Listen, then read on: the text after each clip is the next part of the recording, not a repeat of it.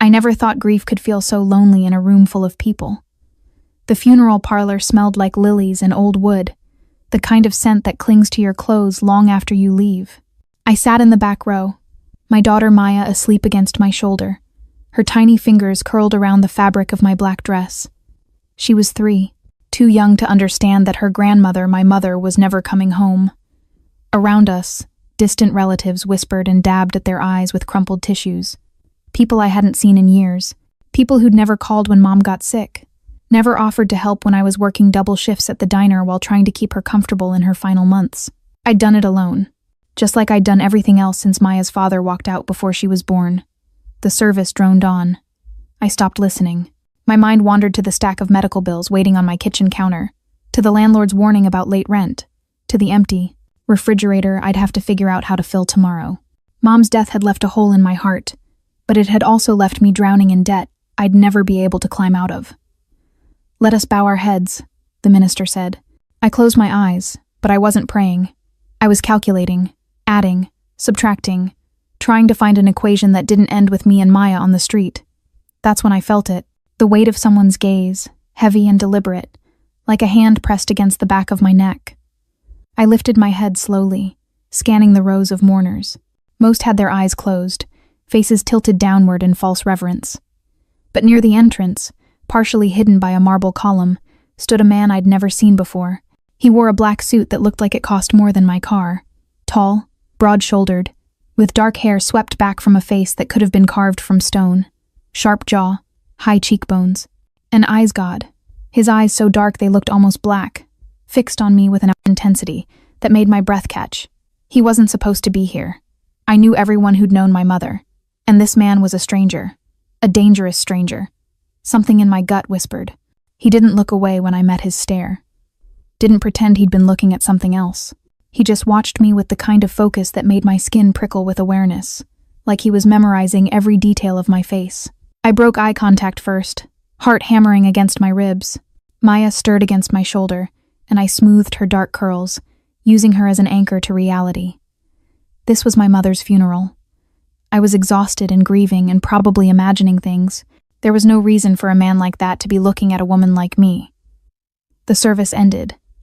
People began to file toward the exit, murmuring condolences I barely heard. I stood, adjusting Maya in my arms, and joined the slow procession toward the door. The stranger was gone. I told myself I was relieved. Outside, the November air bit through my thin coat. I'd parked 3 blocks away because I couldn't afford the funeral home's lot fee. Maya was getting heavy, and my heels clicked unevenly on the cracked sidewalk as I walked. The sun was setting, casting long shadows between the buildings of this old neighborhood, where Mom had spent her entire life. I was half a block from my car when I heard footsteps behind me. Steady, deliberate, getting closer. My pulse spiked. I shifted Maya higher on my hip and walked faster, fumbling in my purse for my keys. The street was emptying as evening fell, most people already heading home to warm houses and full refrigerators. "Excuse me." The voice was low and smooth, with an edge of command that made me freeze mid-step. It didn't sound like a question. It sounded like an order. I turned slowly, heart in my throat. It was him, the stranger from the funeral. Up close, he was even more imposing, at least 6'3", with shoulders that filled out his expensive suit in a way that spoke of power, not just money. His face was all hard angles and shadows, but his eyes held something I couldn't quite name, something that made me think of midnight and secrets and things too dangerous to touch. "Yes?" My voice came out smaller than I intended. He stepped closer, and I instinctively stepped back, clutching Maya tighter. He noticed, and something flickered across his face. Not offense, something softer, almost like regret. "I knew your mother," he said quietly. "I wanted to pay my respects." I frowned. "I've never seen you before." "She probably didn't mention me." His gaze dropped to Maya, who was starting to wake up, blinking sleepily against my neck. When he looked back at me, his expression had shifted into something I couldn't read. "She did me a kindness once. A long time ago. I don't forget things like that." There was weight in those words. History. Layers I couldn't begin to unpack. Oh. I didn't know what else to say. Maya whimpered, rubbing her eyes, and I bounced her gently. Well, thank you for coming. I turned to leave, but his voice stopped me again. You're alone. It wasn't a question. Somehow, he already knew. I glanced back at him, wary now. I'm fine. No. His jaw tightened. You're not. The certainty in his voice sent a chill down my spine. How could he possibly know that? How could he see through me so easily when everyone else at that funeral had looked right past me? Maya started to fuss, sensing my tension. I jostled her, trying to soothe her, but my hands were shaking. This man, whoever he was, saw too much, knew too much. I have to go, I said, more firmly this time. He took another step forward, and despite every instinct screaming at me to run, I didn't move, couldn't move. He stopped just close enough that I could smell his cologne, something dark and expensive, like cedar and smoke. Let me hold your hand, he said softly. I blinked. What? Your hand. He held out his own, palm up, long fingers, no rings, a faint scar across his knuckles. You're carrying too much. Let me hold something for you. Just for a moment. It was the strangest request I'd ever heard. And yet, looking into his eyes, I felt something crack open inside my chest. Something that had been locked tight since the day I found out I was pregnant and utterly alone. Since the day I watched my mother take her last breath with no one there but me. I should have walked away, should have gotten in my car and never looked back. Instead, slowly I shifted Maya to one arm and placed my free hand in his. His fingers closed around mine, warm and impossibly gentle. And for the first time in longer than I could remember, I didn't feel like I was drowning.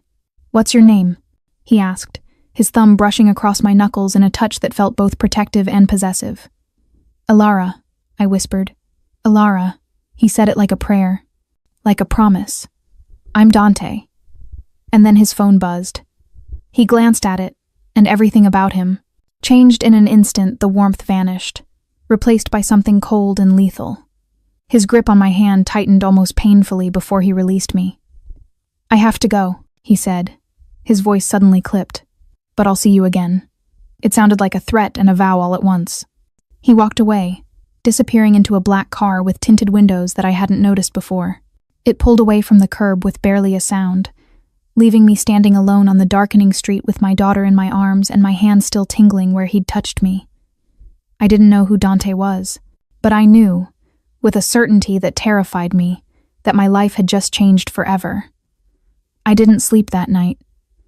Every time I closed my eyes, I saw him, Dante, his dark gaze burning into mine, the way his hand had swallowed my smaller one, the strange gentleness in his touch that contradicted everything else about him, the way he'd looked at Maya like she mattered, like we both mattered. No one had looked at me like that in years. I told myself it meant nothing. He was just a stranger, paying respects to my mother. I'd never see him again. Life would go back to its exhausting, predictable rhythm of work and bills and trying to keep my daughter fed. But when I finally dragged myself out of bed at 6 a.m., something felt different. Wrong. Or maybe right in a way that scared me. I fed Maya cereal with the last of our milk, got her dressed in clothes that were getting too small, and dropped her at the neighbor's apartment. Mrs. Chen watched her during my morning shift at the diner for $20 a day, money I could barely afford, but had no choice but to spend. You look tired, honey, Mrs. Chen said, her wrinkled hand patting my arm. I'm fine. The lie tasted bitter on my tongue. The diner was the same as always. Cracked vinyl booths, coffee that tasted like burnt rubber, and customers who tipped in loose change. I tied on my stained apron and fell into the mechanical routine of taking orders, refilling cups, smiling until my face hurt. But my mind kept drifting back to last night, to the funeral, to him. Let me hold your hand. What kind of man said something like that? What kind of man looked at a struggling single mother and saw something worth noticing? Order up, Alara. Joe, the cook, barked from the kitchen window. I grabbed the plates and delivered them to table 7, barely registering the customers' faces. My body moved on autopilot while my thoughts spiraled. I had Maya's doctor appointment next week I couldn't afford. The electric company had sent a final notice, and Mom's funeral expenses were going to bury me deeper than I already was. I was so lost in my mental calculations that I almost didn't notice when the diner went quiet. It happened gradually. Conversations died mid-sentence. Forks stopped scraping against plates. Even Joe stopped clattering pans in the kitchen. I looked up from wiping down table 3. A man stood in the doorway. Not Dante, someone different, but cut from the same cloth. Expensive suit, cold eyes. The kind of presence that made normal people instinctively step back. He scanned the diner until his gaze landed on me, then walked directly to where I stood, his polished shoes clicking against the grimy linoleum. "Alara Hayes?" His voice was flat, professional. My throat went dry. "Yes?" He reached into his jacket. I flinched, stupid images of guns and violence flashing through my mind, but all he pulled out was a manila envelope. Thick, heavy. "This is for you." He held it out. "From Mr. Moretti." Moretti. Dante's last name, I realized. I hadn't known it until now. I don't understand. My hands stayed at my sides, afraid to touch the envelope like it might burn me. He asked me to deliver it. That's all I know. The man's expression didn't change, but something in his tone suggested he was lying. He knew exactly what was in that envelope. He placed it on the table between us and walked out without another word. The diner stayed silent for another beat, then slowly conversations resumed. But I felt eyes on me, curious, suspicious. In a neighborhood like this, attention was dangerous. My fingers trembled as I picked up the envelope. It was sealed, my name written across the front in bold, decisive handwriting. "You taking a break or what?" Joe called from the kitchen. "Just a minute," I managed, my voice barely above a whisper. I carried the envelope to the employee bathroom, locked the door, and sat on the closed toilet lid. My heart hammered so hard I could feel it in my throat. This is crazy. You don't know this man. This could be anything. But I also knew, with a strange certainty, that Dante Moretti wasn't going to hurt me. Whatever was in this envelope, it wasn't a threat. I tore it open. Cash. Stacks of it. More money than I'd seen in my entire life, bound with paper bands. I pulled out one stack with shaking hands, all hundreds. I counted quickly, my mind struggling today. Processed the number. $50,000. I stopped breathing. Tucked between the bills was a small card, the same bold handwriting. "For your mother's debts. No one should grieve alone while drowning. No phone number. No signature beyond what I already knew. Just those words that cracked something open inside my chest. He'd known. Somehow, Dante had known exactly how desperate I was. How close to breaking. And he'd fixed it. Just like that. With money that probably meant nothing to him but everything to me. I should have felt relieved, grateful. Instead, I felt terrified, because this wasn't charity. Men like Dante Moretti didn't give away $50,000 without expecting something in return. I didn't know what his world looked like, but I knew enough to understand that this money came with invisible strings attached. "What have you done?" a voice whispered in my head. "What have you gotten yourself into?" I stuffed the cash back in the envelope, my hands shaking so badly I could barely grip it. I couldn't keep this. I had to return it. Had to find him and explain that I couldn't accept it. That I wasn't the kind of woman who took money from dangerous men. But even as I thought it, another part of me, the exhausted, desperate mother part, whispered, "Why not? This money would pay off everything. The medical bills, the funeral costs, rent for the next 6 months. I could buy Maya new clothes, proper shoes, maybe even afford to take a day off without panic. I could breathe." I left the bathroom and finished my shift in a daze, the envelope burning like a brand inside my purse. Every customer's face blurred together. Every order became background noise. When I finally picked up Maya from Mrs. Chen's, my daughter threw her arms around my neck, and I held her tight, breathing in the baby shampoo scent of her hair. "Mama, you're squishing me," she giggled. "Sorry, baby." I loosened my grip but didn't let go. As we walked back to our apartment, I noticed the black car parked across the street. Same one from last night. Tinted windows hiding whoever sat inside, watching. I didn't have to see him to know it was Dante. My pulse kicked up. Fear and something else, something dangerous and electric racing through my veins. I kept walking, unlocked our door, and brought Maya inside. But before I closed it, I glanced back. The car was still there. And I knew, with absolute certainty, that Dante Moretti wasn't done with me. He was just getting started. The car followed me for 3 days. Not obviously, not threateningly, but it was always there parked across from the diner during my shift, idling half a block from Mrs.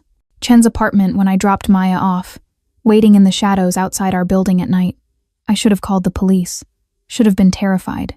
Instead, I felt something closer to anticipation, like standing at the edge of a cliff, knowing you shouldn't jump but unable to stop yourself from leaning forward. The money sat in my closet, still in its envelope, untouched.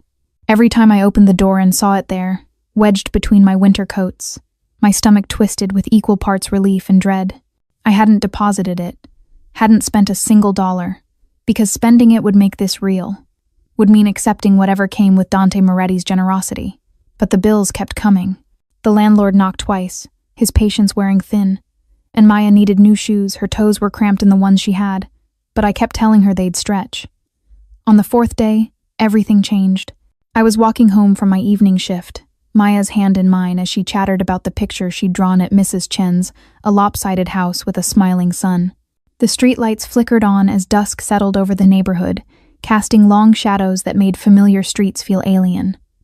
The black car pulled up beside us, smooth and silent. My heart stopped. Maya kept talking, oblivious, but I felt every muscle in my body tense. The back window rolled down, and there he was, Dante. He looked different than at the funeral, less composed.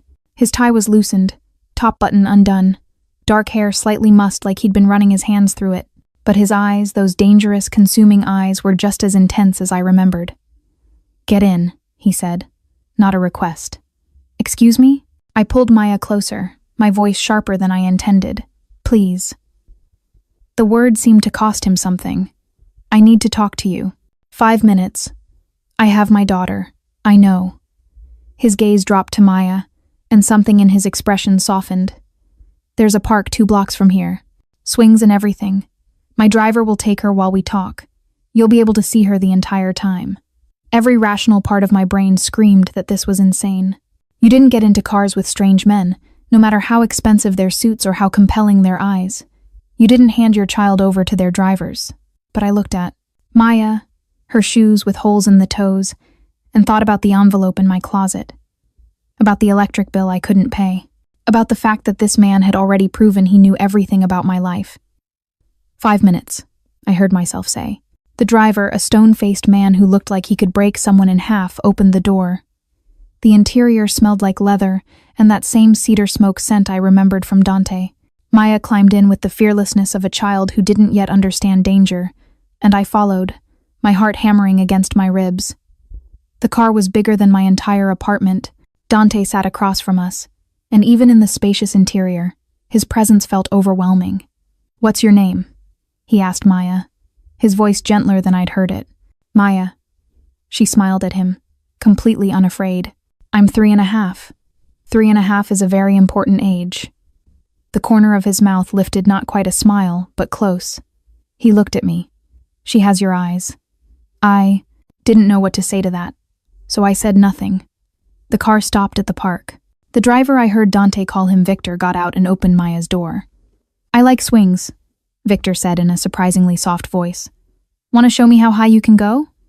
Maya looked at me for permission. I nodded, even though every maternal instinct I had was screaming. Victor lifted her out, and through the window, I watched them walk to the swings. He was gentle with her. "Careful. He has 3 daughters," Dante said quietly, reading my fear. He'd die before he'd let anything happen to her. "Why am I here?" I turned to face him, forcing steel into my voice. "Why the money? Why are you following me?" "I told you. I knew your mother." "That's not an answer." He leaned forward, elbows on his knees, and for the first time, I saw something besides confidence in his expression, something almost vulnerable. 20 years ago, I was 15. Stupid, angry. I got caught stealing from a corner store in your mother's neighborhood. His jaw tightened. The owner wanted to call the cops, would have sent me to juvie, and in my world, that would have been a death sentence. But your mother was there. She paid for what I'd stolen and told the owner I was her nephew, just made a mistake. I stared at him, trying to imagine my soft-spoken mother confronting anyone, let alone saving a teenage boy who would grow into this. "She didn't know me," he continued. Didn't know what I'd become. She just saw a scared kid and decided to help. That kind of kindness. He paused, something painful crossing his face. It's rare in my world. I never forgot it. So the money is repayment? My voice came out smaller than I intended. The money is nothing. He said it like he meant it. I want to help you, Alara. Really help you. Why? Because you're drowning. His eyes locked onto mine. Because you're doing everything right and still losing. Because your mother saved me once, and now I can save her, daughter. The words hit me like a physical blow. I felt tears burn behind my eyes and blinked them back furiously. I couldn't cry. Not here. Not in front of him. I don't need saving. Yes.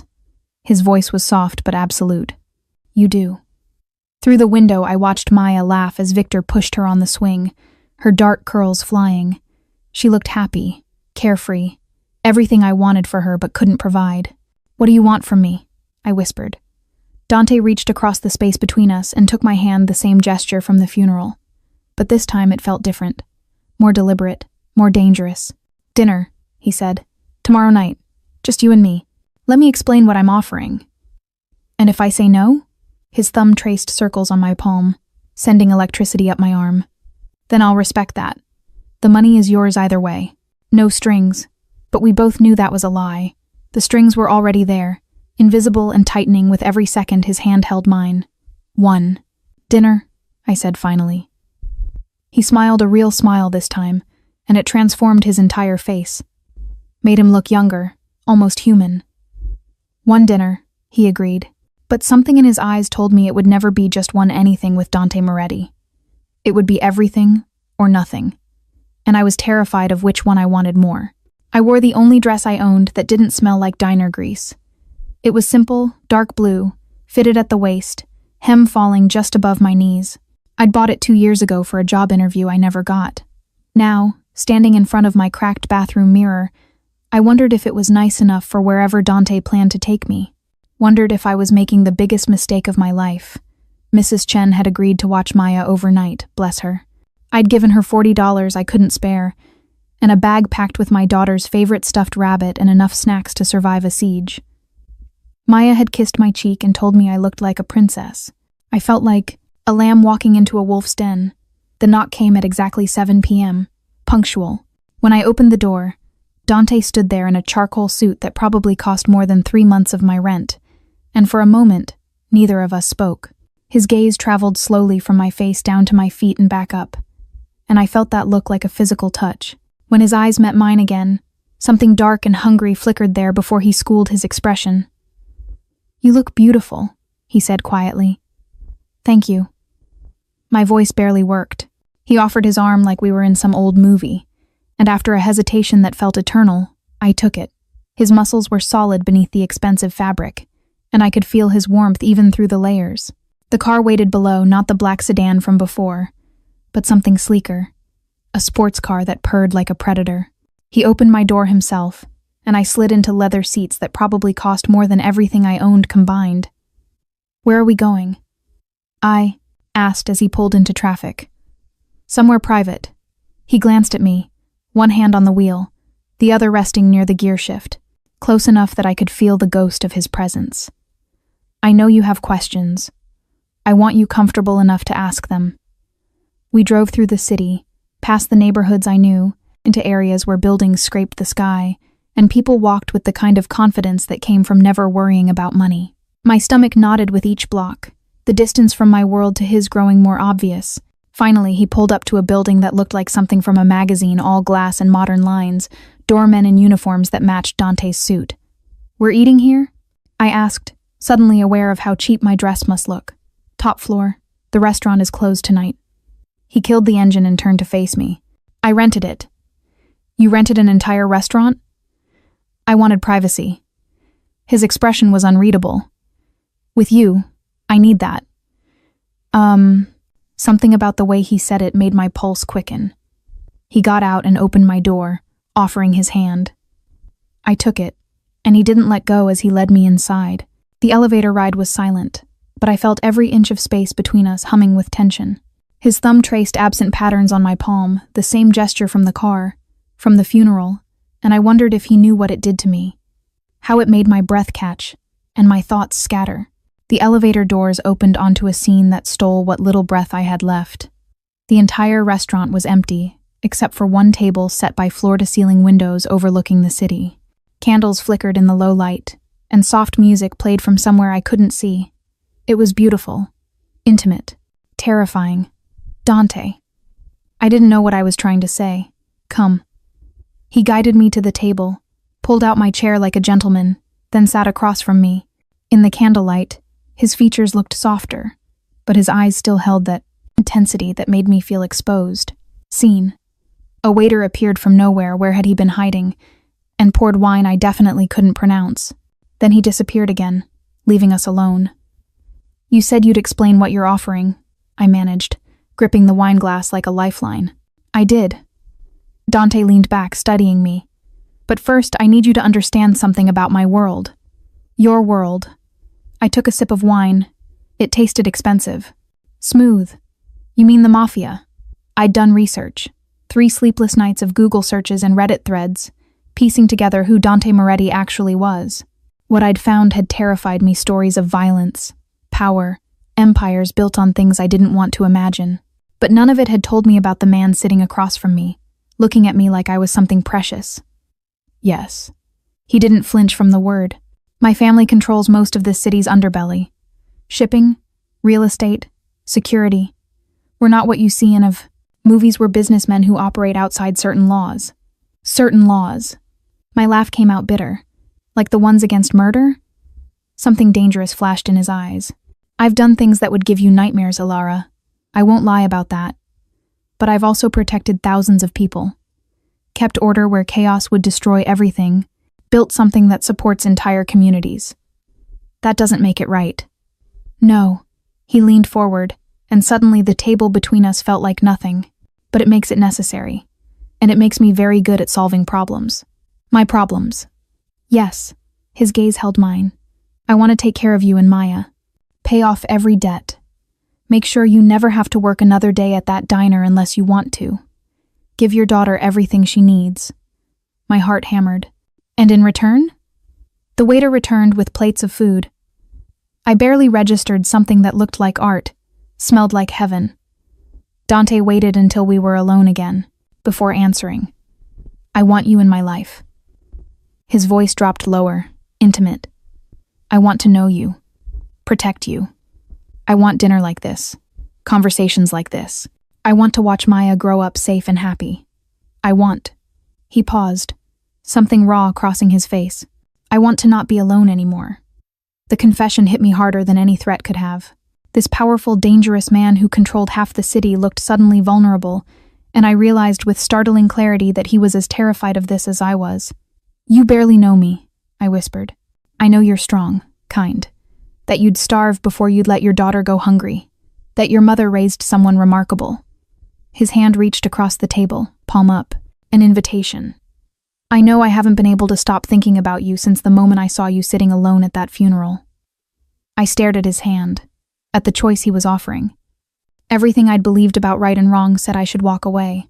But everything I felt, the pull, the connection, the way my body leaned toward him, even as my mind screamed warnings, said something different. I need time, I said finally. To think. Take all the time you need.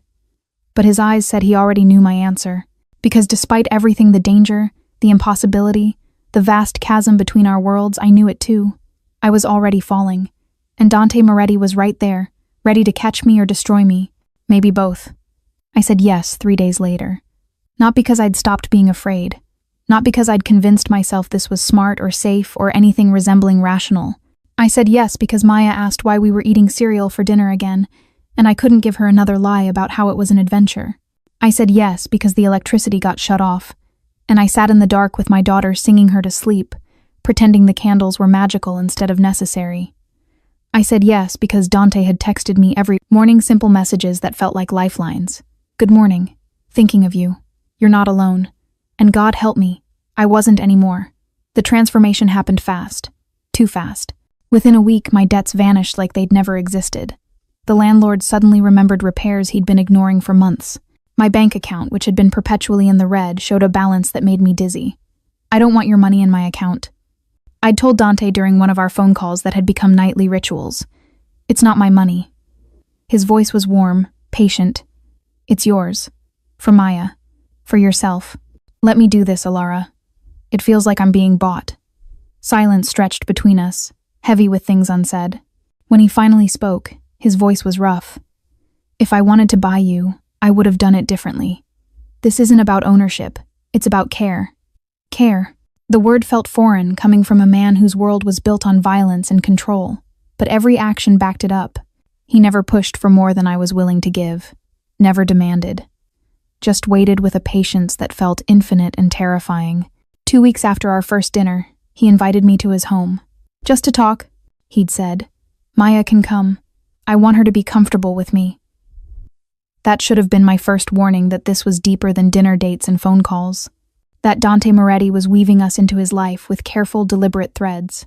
His house was in the hills, a sprawling modern estate behind gates that probably cost more than my childhood home. As Victor drove us up the winding driveway, Maya pressed her face to the window, eyes huge. It's like a castle, Mama. Something like that, baby, I murmured, my stomach churning with anxiety. Dante met us at the door himself, dressed casually in dark jeans and a black shirt rolled to his elbows. Less intimidating than the suits, but somehow more dangerous. I could see the lines of his body, the strength barely contained, beneath civilized clothing. Welcome. His eyes found mine first, held them for a heartbeat too long, then dropped to Maya. Hello, Maya. I'm Dante. My daughter, who was usually shy around strangers, smiled at him. Your house is really big. It is. He crouched down to her level, and watching this powerful man fold himself down for my 3-year-old did something to my chest. Want to see something cool? She nodded enthusiastically. He led us through rooms that could have been in museums, marble floors, art on the walls, furniture that looked too perfect to touch. But he didn't take us to any of those. Instead, he opened a door to reveal a room that made Maya gasp. It was a playroom, brand new, filled with toys still in packages. A dollhouse bigger than our apartment's closet, stuffed animals, art supplies, everything a child could dream of. I had it set up yesterday, Dante said quietly, his eyes on me now. Not Maya. Thought she might like a place to play while we talk. Maya didn't wait for permission. She ran inside, squealing with delight, immediately gravitating toward a rocking horse that probably cost thousands of dollars. This is too much, I whispered. No. His hand found the small of my back, guiding me away from the doorway while keeping Maya in sight. It's not enough. We stood in the hallway, close enough that I could feel his heat, smell that cedar smoke scent that had started invading my dreams. His hand stayed on my back, possessive and gentle at once. Why are you doing this? My voice cracked. Really? I told you. No. I turned to face him, and his hand slid around to my waist, keeping me close.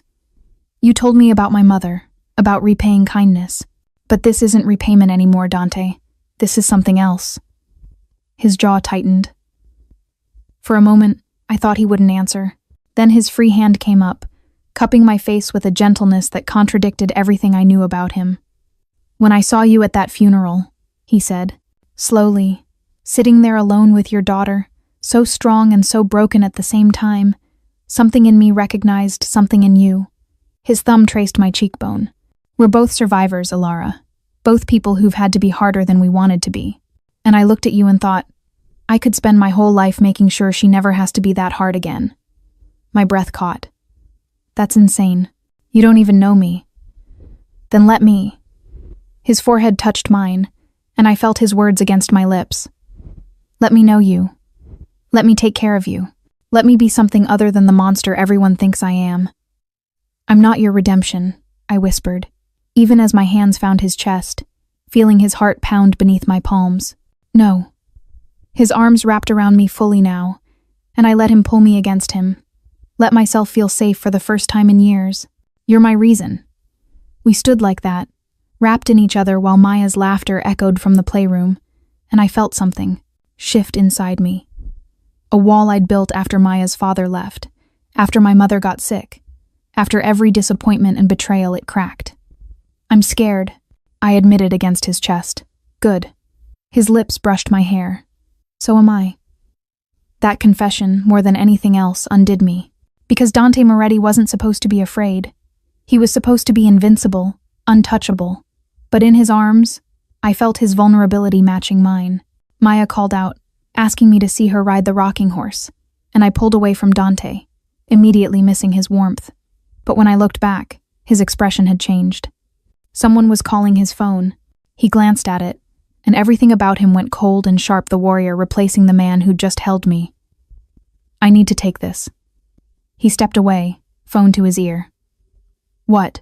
I couldn't hear the other side, but I watched Dante's face transform. Fury, cold calculation, something that looked like violence barely restrained. When? His voice was lethal. A pause. Handle it. I'm on my way. He hung up and looked at me, and I saw both the man who'd held me and the monster who ruled the underworld. I have to go, he said. Victor will take you home. What's wrong? Nothing you need to worry about. But his eyes told me it was everything I should worry about. He kissed my forehead quick, possessive, and walked away, already pulling on the cold armor of his other life. And I stood there, Maya's laughter behind me, watching him disappear into darkness, and realized I'd just glimpsed the truth. Loving Dante Moretti meant loving all of him, even the parts that terrified me. Dante didn't call for 2 days. No texts, no good morning messages, just silence that felt like abandonment, and I hated myself for how much it hurt, for how quickly I'd become dependent on his presence, his voice, the certainty that someone cared whether I woke up each morning. I tried to tell myself it was better this way, that distance would help me think clearly, remind me that getting involved with a man like him was suicide by inches. But Maya kept asking when we could visit Dante's castle again, and I had no answer that didn't taste like a lie. On the 3rd day, Victor showed up at the diner during my lunch shift. My stomach dropped when I saw him walk through the door, his massive frame making the cramped space feel smaller. Customers glanced nervously at him, then away, recognizing Predator even if they couldn't name it. You need to come with me, he said quietly when he reached my station. I'm working. Now, Miss Hayes. His tone was respectful but absolute. Please. Something in his expression, concern beneath the professionalism, made my blood run cold. Is Maya? Your daughter is fine. This is about Dante.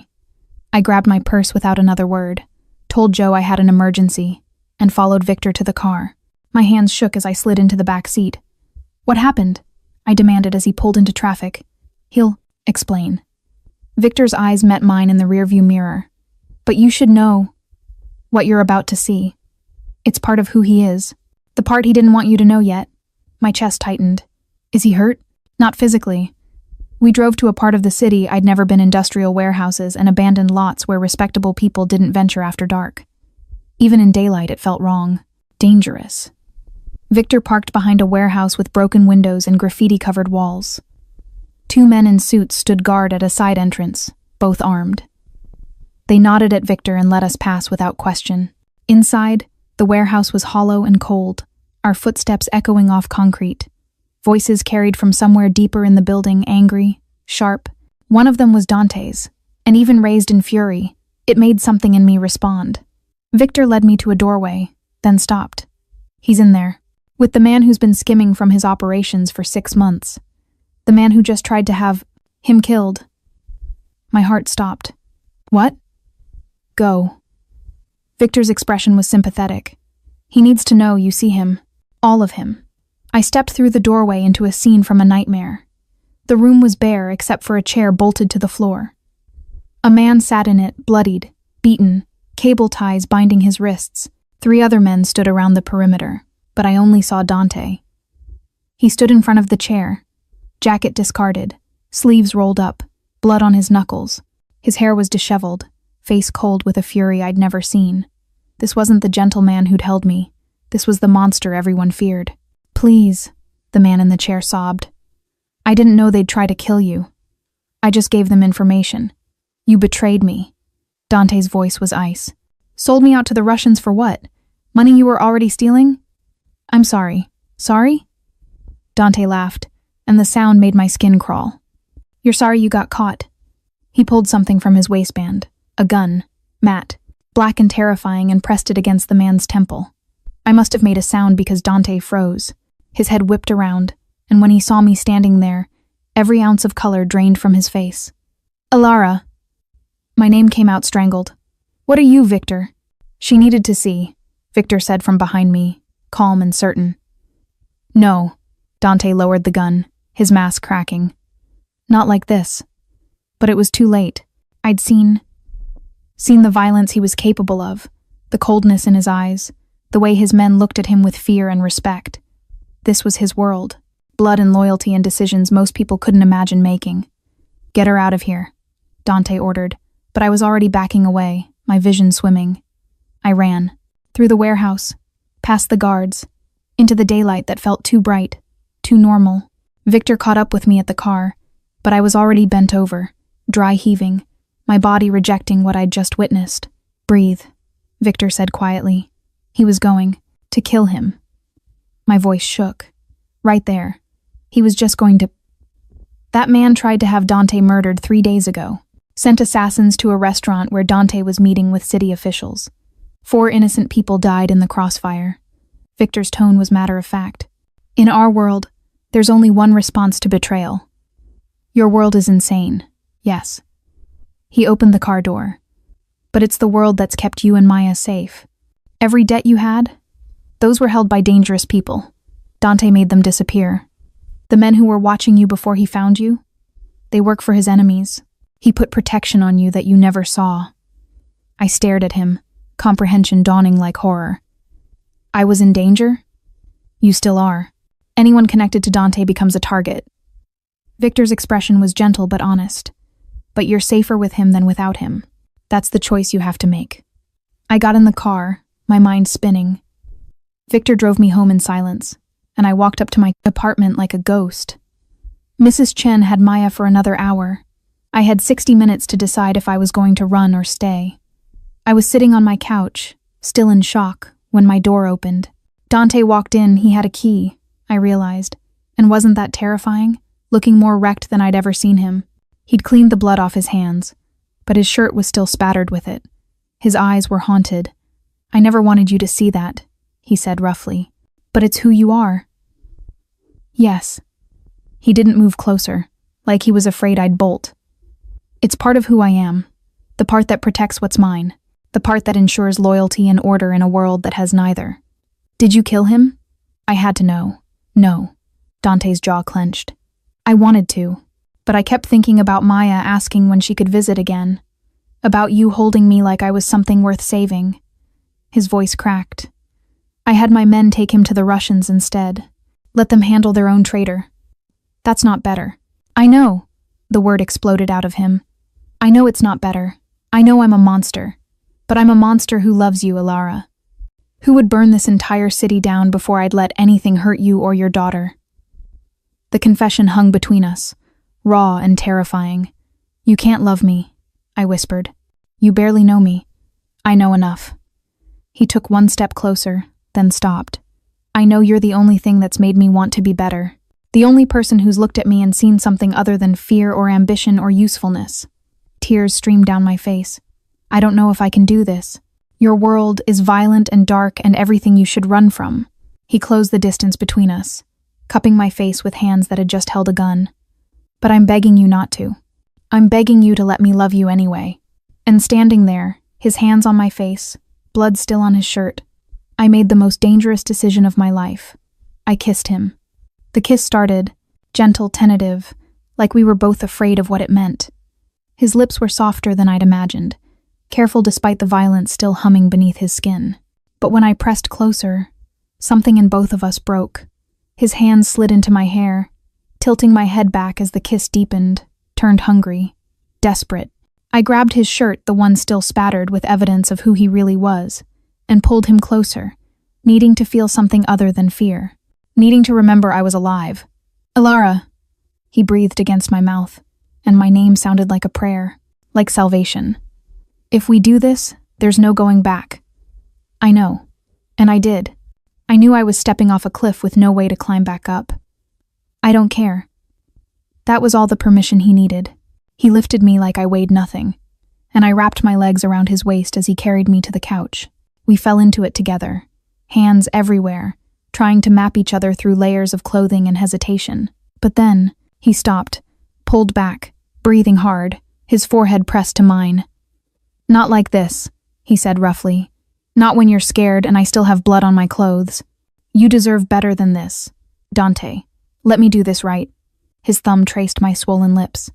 "Let me take you somewhere, romance you properly. Not in your apartment where you can still smell the fear from what you saw today." He was right, and I hated it. Hated that he was being honorable when every nerve in my body was screaming for him to stay, to make me forget everything except the way his hands felt on my skin. "Tomorrow," he promised. "I'll pick you up tomorrow night. We'll go somewhere that's just ours, and I'll show you what it means to be loved by me." "And what does that mean?" I whispered. His smile was dark and full of promise. Everything. He left before I could change my mind, before I could pull him back, and I sat alone in my apartment, lips still tingling, body still aching, wondering if I'd just made a deal with the devil or found my salvation. The next 24 hours crawled by like torture. Every minute felt like an hour, every hour like a day. I dropped Maya at Mrs. Chen's with an overnight bag and a kiss, ignoring her knowing smile when she saw my dress, a new one Dante had sent over. Black silk that clung in ways my old dresses never had. "You look like you're going somewhere important," Mrs. Chen said. "I am." I didn't know how to explain what was happening. Didn't know how to put into words that I was about to give myself completely to a man who lived in darkness. Dante arrived exactly at 7, dressed in all black like he'd stepped out of my fantasies. His eyes raked over me with an intensity that made my knees weak. "You're stunning," he said, voice rough. "So are you." He drove us out of the city, into the mountains where lights faded and stars emerged. We didn't talk much, the silence between us was heavy with anticipation, with everything we were about to do. Finally, he pulled up to a cabin hidden among trees, modern glass and wood, glowing warmly from inside. "Remote, private, ours. I own it," he explained as he helped me out. "Use it when I need to disappear. No one knows about this place except Victor." "You're bringing me to your secret hideaway?" I tried to make it sound light, but my voice shook. "I'm bringing you to the only place where I can be just Dante, not the boss, not the monster. Just a man who wants to be with a woman he can't stop thinking about." Inside was intimate, an open living space with floor-to-ceiling windows overlooking the valley, a fireplace already crackling with warmth, and candles everywhere. He'd planned this, prepared it like he'd been certain I'd say yes. "Wine?" he offered. "Something stronger." He poured us both whiskey, and we stood by the windows, looking out at the darkness punctuated by distant city lights. His arm slid around my waist, pulling me back against his chest, and I felt his heartbeat steady, strong against my spine. "I need you to understand something," he said quietly. "Once we do this, you're mine. In my world, that means something. It means I'll protect you with everything I have, but it also means you become a target. Everyone who wants to hurt me will know that hurting you is the fastest way to destroy me." I turned in his arms, looking up at his face, shadowed in candlelight. "Are you trying to talk me out of this?" "I'm trying to be honest." His hand cupped my face. "Because if something happened to you or Maya because of me, it would kill me. And I'm not exaggerating. It would end me." "Then don't let anything happen to us," I whispered. "I won't." It was a vow. A promise sealed with the kind of certainty that only dangerous men could have. "I'll burn the world down first." I believed him. God help me, I believed every word.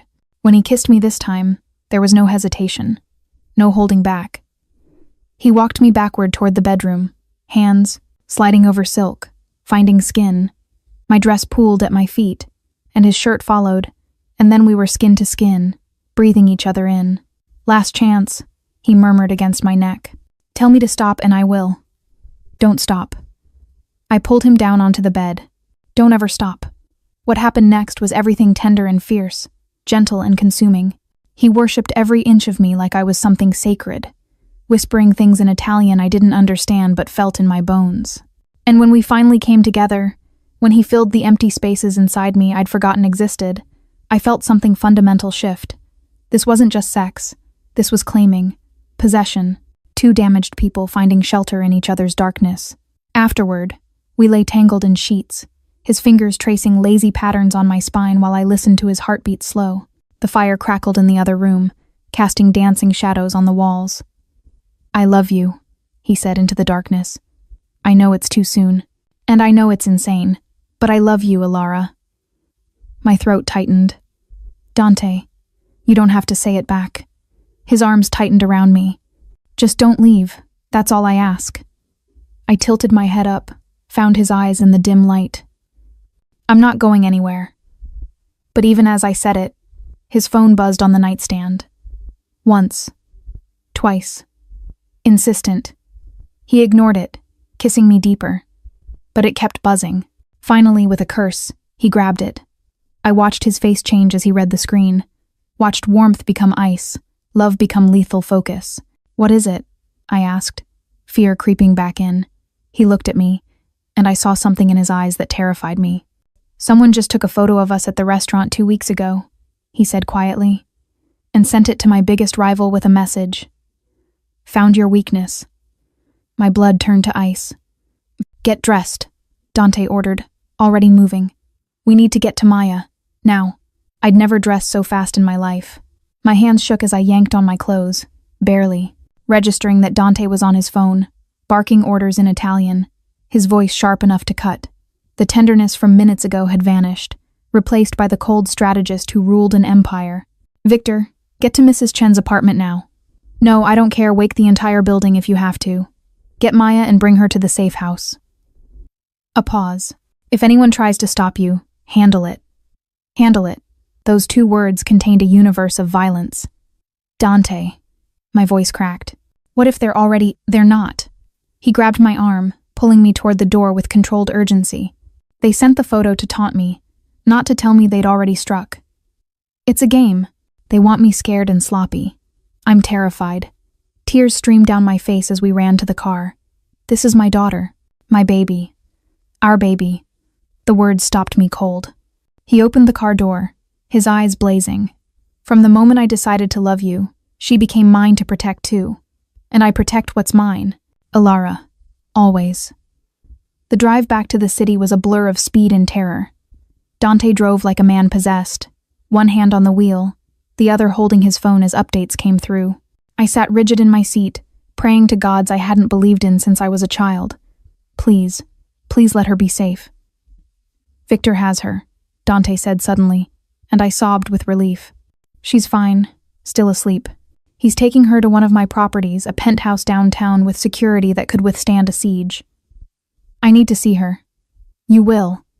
His hand found mine, squeezed. 5 minutes. But 5 minutes felt eternal. Every red light, every car in our way, every second that separated me from Maya was agony. I'd brought this on her. My choices. My weakness for a man I should have run from. "This is my fault," I whispered. "No." Dante's voice was hard. "This is theirs. The Volkov family has been looking for leverage against me for years.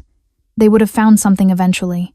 Better it's you, someone I can protect than a vulnerability I didn't know existed." "How is that better?" "Maya's in danger because of me. Maya's in danger because men like Alexei Volkov see the world as a chessboard and everyone else as pieces to sacrifice." He pulled up to a high-rise building I'd passed 1,000 times but never entered. But he made one critical mistake. "What?" Dante's smile was terrifying. He threatened the only 2 people in this world I'd kill for. We rode the elevator to the top floor, accompanied by 2 armed guards who appeared from nowhere. The penthouse doors opened to reveal a space that looked like a fortress disguised as luxury-reinforced walls, security cameras, and Victor standing in the living room with Maya asleep in his massive arms. I ran to them, taking my daughter carefully, checking every inch of her for harm. She stirred, blinking sleepily. "Mama?" Her small voice shattered me. "Where are we?" "Somewhere safe, baby." I kissed her forehead, breathing in her. Familiar scent, apple shampoo, and innocence. "Go back to sleep." She did, her trust absolute. Victor had laid out blankets on the couch, and I settled her there, tucking her in with hands that wouldn't stop shaking. "She didn't wake when I carried her out," Victor said quietly. "Mrs. Chen tried to stop me, but I explained it was an emergency. She understood. Thank you." The words felt inadequate. Dante stood across the room, phone pressed to his ear, having a rapid conversation in Italian with someone who kept saying, "Si, capo." When he hung up, His expression was carved from granite. My men are securing all our territories. Every business, every asset, every person under my protection is being moved or guarded. I've called in every favor, activated every alliance. He looked at me. This ends tonight. What does that mean? It means I'm going to meet with Alexei Volkov and make him understand that touching you or Maya means war. Total war. The kind that burns everything to ash. Fear shot through me. You can't just walk into a meeting with the man who threatened us. I'm not walking in. His smile was cold. I'm bringing 50 armed men and enough firepower to level a city block. This is a show of strength, not negotiation. Dante, this is my world, Alara. He crossed to me, cupping my face with hands that had killed, that had loved, that had held Maya like she was precious. This is what I do. How I keep the people I love safe. What if something happens to you? The question tore out of me. What if you don't come back? Then Victor becomes Maya's godfather and ensures you're both protected forever. He said it like he'd already planned for his own death. But I will come back, because I have something to live for now. He kissed me deep and claiming and desperate, then pulled away before I could hold on. Victor, if I'm not back in 3 hours, execute Protocol Omega. Understood, Capo. I didn't know what Protocol Omega meant, but the way Victor's expression shifted told me it was apocalyptic. Dante walked toward the elevator, and I watched him leave this man who'd become everything too fast, who'd turned my safe, small world into something dangerous and vast. Don't die, I called after him. He looked back, something fierce and alive burning in his eyes. Not a chance. I haven't shown you the world yet. The elevator doors closed. I sank onto the floor beside the couch where Maya slept, and Victor sat in a chair nearby, gun resting on his lap like it was part of him. He'll be okay, Victor said, though his tone was more prayer than certainty. Dante's survived worse. Has he ever had this much to lose? Victor was quiet for a long moment. No, but that makes him more dangerous, not less. A man with nothing to lose is reckless. A man protecting what he loves is unstoppable. I held onto those words like a lifeline as minutes crawled into an hour, then 2. My phone buzzed constantly updates from Dante's men that Victor monitored, news alerts about unusual activity in the warehouse district, police scanners reporting disturbances. The city was holding its breath, waiting to see which crime family would still be standing when dawn broke. And I was trapped in this golden cage, praying the man I'd given myself to would survive the night. Maya stirred, reaching for me in her sleep, and I gathered her close, breathing in her innocence while the world outside descended into calculated violence. 2 hours and 47 minutes after Dante left, Victor's phone rang. He answered, listened, then looked at me with an expression I couldn't read. Well? My voice was barely a whisper. Alexei Volkov is dead, Victor said quietly, and Dante's on his way back. Relief and horror crashed through me in equal measure. The man I loved had just killed for me, and somehow, that made me love him more. Dante returned at dawn, covered in blood that wasn't his. I heard the elevator doors open and stood, my body moving before my mind could catch up. Maya was still asleep, her small form peaceful on the couch, unaware that violence had been committed in her name. He stood in the entryway, suit jacket gone, white shirt soaked crimson, face spattered with evidence of what he'd done. But his eyes, those dark, consuming eyes, found mine immediately, and I saw exhaustion there, relief, and something raw that looked like anguish. Is any of that yours? My voice was steadier than I felt. No. He didn't move closer, like he was afraid to contaminate me with what he'd become tonight. It's over, Alara. The threat is gone. Victor appeared from the shadows. I'll clean up and watch Maya. You two need to talk. I nodded, unable to speak, and followed Dante down a hallway to a master bedroom I hadn't seen before. He walked straight to the bathroom, turned on the shower, and began stripping off his ruined clothes with mechanical precision. Dante. I stopped him, my hand on his. Talk to me. What do you want me to say? His voice was hollow. That I walked into Volkov's warehouse with enough men to start a war? That I gave him a choice swear on his life to never touch you or Maya, or die? That he laughed and told me I was weak for caring about a woman and a child who weren't even my blood? His hands were shaking now, the adrenaline finally wearing off. I killed him myself, he continued, staring at his blood-stained hands. Put a bullet in his head while his men watched. Made an example so brutal that every family in this city will think twice before they look at you wrong. I should have been horrified. Should have run. Instead, I stepped closer, reaching for the buttons on his shirt. "What are you doing?" he asked hoarsely. "Taking care of you." I unbuttoned the shirt, pushing it off his shoulders. "You protected us. Now let me help you." "Alara, I just killed a man. I know." I met his eyes. "And I'm still here." Something broke in his expression. He pulled me, against him, heedless of the blood, and buried his face in my neck. His shoulders shook, and I realized with shock that Dante Moretti, the most feared man in the city, was crying. I was terrified, he whispered against my skin. Terrified I wouldn't make it back to you. That they'd find a way to hurt Maya before I could stop them. That you'd look at me after tonight and see only the monster. I see you. I held him tighter. All of you. The monster and the man, and I'm not going anywhere. We stayed like that until his breathing steadied, until the vulnerability was carefully locked away again. Then I helped him out of the rest of his clothes and into the shower, following him under the hot spray. Water turned pink, then clear as I washed the evidence of violence from his skin. My hands were gentle, careful, treating each scar I discovered like a story I wanted to know. There were so many knife wounds, bullet grazes, marks that spoke of a lifetime of survival. Each one has a name, he said quietly, watching me trace a jagged line across his ribs. A lesson. A reminder of what happens when you're not fast enough or strong enough. Who taught you to survive like this? My father. His jaw tightened. He believed love was weakness. Caring made you vulnerable. So he beat the softness out of me until all that remained was sharp edges and cold calculation. He was wrong. Was he? Dante's hand cupped my face, water streaming between us. Look what happened. I fell for you, and within weeks, enemies were circling. You and Maya became targets because I couldn't hide what you mean to me. But we're safe now. For how long? The question was tortured. How long before the next threat emerges? Before someone else decides that the way to hurt me is through you? I grabbed his face, forcing him to look at me. Then you'll handle it. Like you did tonight. Like you'll do every time. Because that's who you are, Dante. You protect what's yours. And you're mine. And you're mine. Not a question. A statement of absolute fact. Yes. The admission should have terrified me. Instead, it felt like freedom. I'm yours. He kissed me then, desperate and claiming. All the fear and relief and love pouring between us. I wrapped myself around him, needing to feel him alive and whole, needing to erase the image of him covered in blood. We moved from the shower to the bed, water dripping, not bothering to dry off. This time was different from the cabin, less gentle, more urgent. Like we were trying to prove to each other that we'd survived, that we were still here, still together.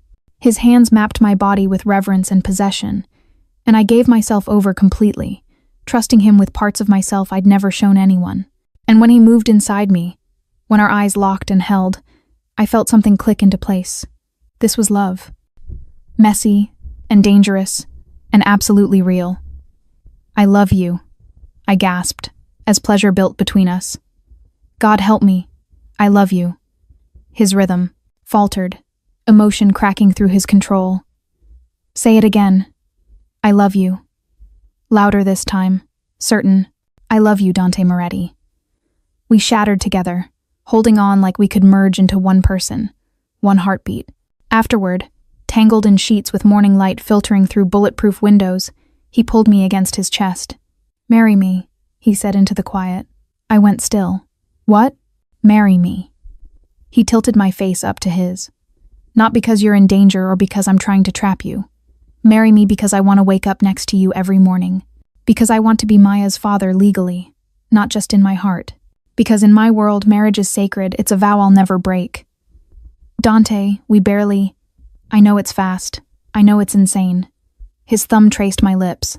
But I've lived 34 years in darkness, and you're the first light I've seen. Don't make me wait to make you mine in every way that matters. I thought about Maya sleeping peacefully in the next room, guarded by men who'd die for her now. Thought about the life Dante was offering, dangerous, yes, but also full of a love so fierce it had literally moved mountains tonight. Ask me properly, I whispered. He smiled that rare, genuine smile that transformed his face and slid out of bed, naked and unashamed, dropping to one knee beside it. Alara Hayes, will you marry me and let me spend the rest of my life proving I'm worth the risk? I looked at this complicated, violent, tender man who'd killed for me and cried in my arms, and gave him the only answer my heart would allow. Yes. 3 months later, I stood in front of a mirror in a dress that cost more than my old apartment's annual rent, and tried to remember how to breathe. The wedding was small, just Victor, Mrs. Chen, a handful of Dante's most trusted men, and Maya, who was currently spinning in circles in her flower girl dress, completely unaware that today would change everything. "You look beautiful, Mama," she squealed, and I couldn't help but smile. Beautiful. I barely recognized myself. The woman in the mirror had color in her cheeks, light in her eyes, and a diamond on her finger that caught the afternoon sun streaming through the penthouse windows. This woman wasn't drowning in debt or working double shifts, or lying awake at night wondering how to feed her daughter. This woman was loved. "You ready?" Mrs. Chen appeared in the doorway, dabbing at her eyes with a tissue. "Dante's waiting, and that man looks like he might combust if he has to wait much longer." I laughed, nervous energy bubbling up. "How does he look?" "Like a man who's about to marry his entire world." My throat tightened. 3 months since that night when he'd killed for us. 3 months of learning to navigate his world, the security, the constant presence of guards, the whispered conversations in Italian that I was slowly beginning to understand. 3 months of watching him with Maya, seeing him transform from ruthless crime boss to patient father figure who braided her hair wrong and let her paint his nails sparkly pink. 3 months of falling deeper in love with every complicated layer I discovered. "Okay." I smoothed my dress simple ivory silk that Dante had chosen, saying he wanted to be able to remember every detail when he finally got to take it off me later. "I'm ready." The ceremony was on the penthouse terrace, overlooking the city that Dante controlled from the shadows. White flowers everywhere, candles waiting to be lit at sunset, and Dante standing at the end of a short aisle in a black suit that made him look like sin personified. But it was his expression when he saw me that stopped my heart-raw vulnerability mixed with fierce possession, love and hunger, and something that looked like disbelief that I was real. Maya went first, tossing petals with more enthusiasm than accuracy, and everyone chuckled. Then Mrs. Chen squeezed my hand and released me, and I walked toward the man who'd saved me while I'd saved him right back. "Hi," I whispered when I reached him. "Hi." His voice was rough, eyes suspiciously bright. "You're the most beautiful thing I've ever seen. You're not so bad yourself." The officiant, a judge who owed Dante multiple favors, began speaking, but I barely heard the words. I was too focused on Dante's hands holding mine, on the way his thumb traced circles on my palm like he'd done since that first night at the funeral, on the absolute certainty in his eyes. "The couple has prepared their own vows," the judge said. "Dante?" Dante took a breath, and when he spoke, his voice carried across the terrace with quiet intensity. "Alara, I was raised to believe love was weakness, that caring made you vulnerable, and vulnerability got you killed. For 34 years I lived that way, cold, alone, convinced that power was the only thing that mattered." His grip on my hands tightened. "Then I saw you sitting at your mother's funeral, holding your daughter, carrying the weight of the world on your shoulders, and something in me broke open. You taught me that love isn't weakness. It's the only thing strong enough to make life worth surviving. I vow to protect you and Maya with everything I have. To be the man you see when you look at me, even when I can't see it myself. To love you through every danger, every doubt, every moment, until my last breath." Tears streamed down my face. The judge cleared his throat, nodded at me. "Your turn, dear." I tried to find words adequate for what Dante meant to me, for how completely he'd transformed my world. Finally, I just spoke from the heart. "Dante, you found me when I was drowning and didn't just throw me a rope, you dove in after me. You saw me, really saw me, when I'd become invisible to everyone else. You loved my daughter like she was yours before I'd even admitted I was falling for you." I smiled through my tears. "You're dangerous and tender, violent and gentle, and somehow, you're exactly what I needed. I vow to be your light in the darkness, to remind you that you're more than what your father made you, to love every complicated part of you, the monster and the man, for as long as we both live. I now pronounce you husband and wife." The judge smiled. "You may kiss your bride." Dante pulled me against him, one hand in my hair, the other at my waist, and kissed me like we weren't surrounded by witnesses, like I was oxygen and he'd been suffocating. When we finally broke apart, his forehead rested against mine. Mine, he whispered. Finally, completely mine. Yours, I agreed. Always. Maya crashed into our legs, hugging us both. Does this mean Dante's my daddy now? Dante crouched down to her level, his expression soft in a way that still surprised me. If you want me to be. Yes. She threw her arms around his neck. I always wanted a daddy. I watched him hold her. This man who'd killed less than 24 hours ago to protect a shipment of medical supplies for one of his legitimate businesses, now cradling my daughter like she was made of glass. The duality no longer terrified me. It was just who he was. Who we were now. The reception was intimate, expensive wine, food I couldn't pronounce, and toasts from Victor that made everyone laugh and cry. As the sun set, Dante pulled me onto the empty dance floor, holding me close while music played softly. Any regrets? He murmured against my hair. Not a single one. I looked up at him. You? Only that I didn't find you sooner. His hand splayed possessively across my lower back. But we have the rest of our lives to make up for lost time. The rest of our lives, I repeated, testing the words. They felt right. Solid. And I intend to spend every day proving you made the right choice. He spun me gently, and I laughed, feeling lighter than I had in years. This wasn't a fairy tale. There would still be danger, still be threats from rivals who saw our love as weakness to exploit. There would be nights when Dante came home with blood on his hands, mornings when I questioned the world I'd entered. But there would also be this moments of perfect clarity when everything made sense. When I looked at my husband and daughter dancing together, at the family we'd built from broken pieces, and knew with absolute certainty that I'd choose this life every single time. What are you thinking? Dante asked, pulling me back into his arms. I smiled up at him, this beautiful, dangerous man who'd become my everything. That I love you, that I'm exactly where I'm supposed to be. Good. He kissed me softly, sweetly. Because I'm never letting you go. And as the city lights flickered on below us, as Maya's laughter echoed across the terrace, as Dante held me like I was something precious, I knew the truth. I'd sat alone at a funeral, drowning and desperate, and a Mafia boss had said, "Let me hold your hand." He'd been holding it ever since, and he always would.